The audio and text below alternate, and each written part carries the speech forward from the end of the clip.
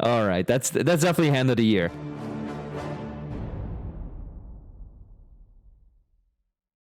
Berri has 8-5 off and Linus has ace-9 off.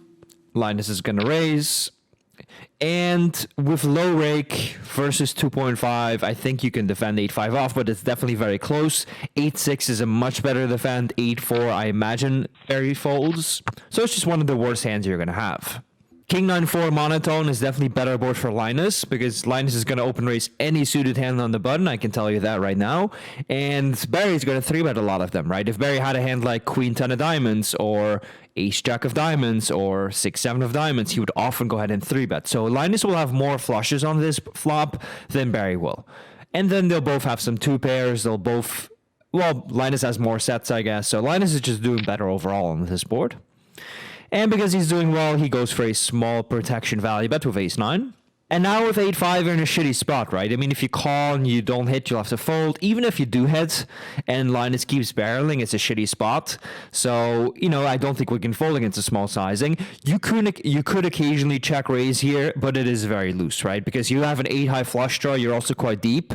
So again, when you hit, you're going to have to go in check call mode, at least bet small, and hope that your opponent doesn't raise. So you're just in a very bad spot with 8-5 offsuit here.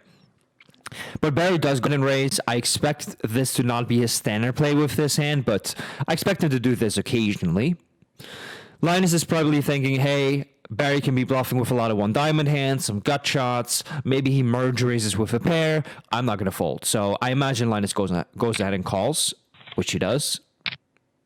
Turn is a 4, which doesn't really help anybody. I mean, I could see Linus bet calling a couple of 4s.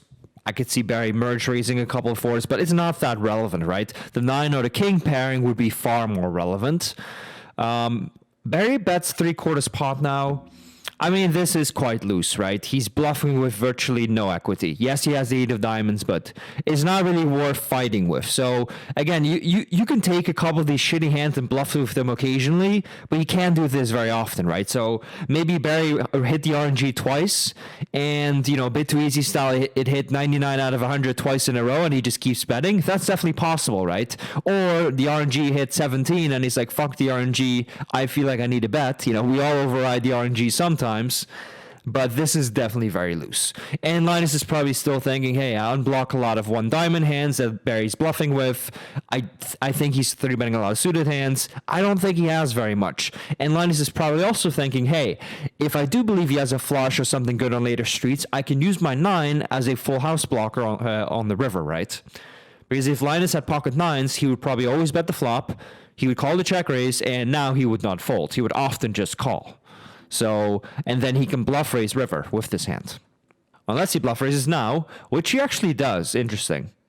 So Linus is thinking, hey, Berri Sweet's value range is still very wide. His bluffing range is very wide. I'm going to start turning my hand into a bluff right now already. And I'm trying to represent a hand like pocket 9s. And I'm trying to get Berri to fold a hand like Jack 10 with a diamond. Which has, I mean, it has 2 overcards, a gut shot, and a flush draw, right? That hand has a lot of equity. So if Berri were to just fold Jack 10, that's a victory. And now Berri goes ahead and call. Oh, sorry, he 3-bets. Calling would have been by far the worst play. I think he should fold, but calling would have been worse. I mean, you're even behind against Linus's bluffs, right? Like a hand like ace-9, or if Linus has a hand like Jack 10 with a diamond, or, you know, ace-7 with the ace of diamonds, let's say. So Berri goes ahead and 3-bets the flop, at the turn, I'm sorry. This obviously makes very little sense. I mean, Linus raised pre-flop, right? And then he bet the flop. So he's shown absolutely no weakness. He calls your check raise, and I assume Linus doesn't 3-bet the flop very often. Maybe not at all. So far, his range is completely uncapped. Now you bet the turn pretty large on a card where you cannot be too aggressive, and Linus is still completely uncapped, and he now raises you. Right? So Linus has shown absolutely no weakness, so it's very difficult to say, oh, I've got the read on Linus here, I believe he's weak, so I'm just going to click it back here. The fact that he clicked it back so small probably means that he has a read on Linus, at least in his mind, that he is very weak here. He's just trying to get him to fold like very weak hands. If Linus was bluffing with the ace of diamonds, now he's getting an amazing price to just call, right? So yeah, I would say this bet in a vacuum is definitely like a 1 out of 10. I'm sure it's a 2 or 3 or 4 out of 10 in reality because he's got some type of read on Linus, right? Maybe he's making a small mistake, but that doesn't mean you have to go this far. And now Linus calls because Linus is probably thinking, well, I block a hand like 9-4 suited, right? So 9-4 clubs is not possible anymore because I have the 9 of clubs in my hand. And even if Berri had a hand like, 8-6 of diamonds, okay, he may check raise the flop, fair. He may bet the turn, fair. But he wouldn't even click it back, right? He's got an 8-high flush. He's got an 8-high flush on a paired board versus man cap range and we're deep. He's not going to fast play his hand. I actually just believe he's bluffing with, again, a hand like Jack 10 or even as wide as 8-5 apparently. So this is a pure float for, this is how Linus would play his pocket nines. He's really trying to rep it. He's thinking, okay, I might raise the turn, but I would always just call the turn against a flop 3-bet or sorry, a turn 3-bet. And now I'm going to probably like min raise river all in. Some serious street poker going on right here. And, okay. So it's difficult to imagine Linus winning any more money, right? Because, obviously he has the nuts or virtual nuts, so he's going to bet. And Berri at least wisely gave up. So the only way for this to get even crazier if Linus bets, let's say, a quarter pot and Berri check raises all in as a bluff. So when Linus bets here, is he repping a flush? He's probably only repping a good flush or he's repping a full house, right? So let's see what he does. So Linus goes for the, half pot bet, and he's leaving Berri just a tiny bit of room to, not even check min raise all in. So if Berri were to check raise here, he's risking 42,000 to win 75,000, right? So he's getting a decent price.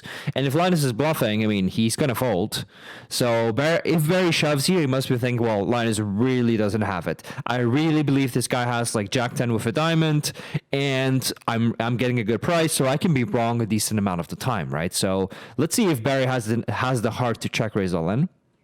I'm hoping for it. Wow, holy shit. All right, that's definitely hand of the year. That's crazy. The thing is, Berri is representing different hands throughout the actual poker hand, right? First he's repping a flush or on the flop, or maybe 2 pair, or maybe a set. On the turn, he's repping a flush again or a full house, which is just difficult to have. And now in the river, he's definitely not repping a flush anymore. He's repping a full house, right?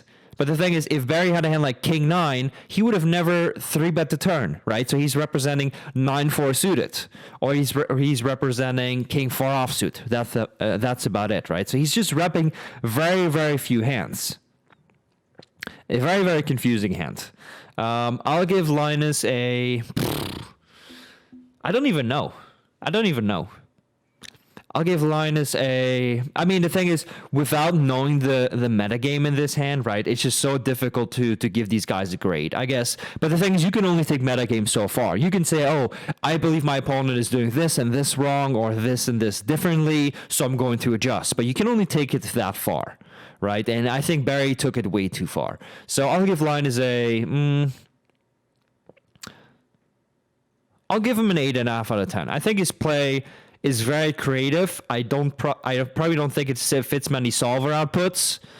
But then again, if you were to adjust the solver for Berri's play, maybe it would. So I'll give Linus an 8.5 out of 10 play. It's a play that you shouldn't be making very often, but I understand where it's coming from. Berri's play, I don't really see where it's coming from. I don't mind the pre-flop call. I think the flop check raise is very loose, but it's occasionally fine. But then on the turn, betting is very, very loose again. 3-betting the turn is... I think it's just terrible. Berri's a great player, but I think that's terrible. And the check min raise, I think you probably also just want to shove here. If Linus were floating you with a hand like Jack 10 with a diamond, I think you just want to shove and get him off that, right? Or if Linus just has the ace of diamonds, he's going to fold. So I think Berri should have shoved the river himself. And if you had a hand like King 4 off, you'd probably still shove. If you had a hand like 9-4 suited, well, you got the best hand virtually always. So yeah, I think Berri should have just shoved. I think he basically messed up everywhere. So I'll give Berri... Let's give him a joint 10 out of 10. So I'll give Berri a 1.5. So, add it up, it's a 10 out of 10. So yeah, that was a sick hand for sure. What can we learn from this? I mean, guys, yes, this stuff is very cool, right? We're playing 200, 400 heads up, and you know, these guys are some of the best in the world, but it doesn't mean that everything they do makes sense, right? You can be very good at something. That doesn't mean that everything you do or know is correct. That you can make mistakes. So you guys probably would have played the hand better than Berri would have, even though Berri is a better player than you guys, right? So when trying to win more money in poker, making things more complicated is not always better, right? I mean, the more I progress in my poker career at high stakes, the more I just go back to simplicity. Not just making it simple for the sake of, you know, being able to fall asleep and still play, right? But basically a lot of concepts that may apply in theory don't apply in reality. Right. And that's at high stakes where a lot of my opponents are very tough. So imagine if, let's say you guys are listening, playing, you know, you play 100 NL. These types of moves are not really necessary, right? If you understand them, that's cool, but this is not the key to making more money for you next year. So tell me, guys, what do you think?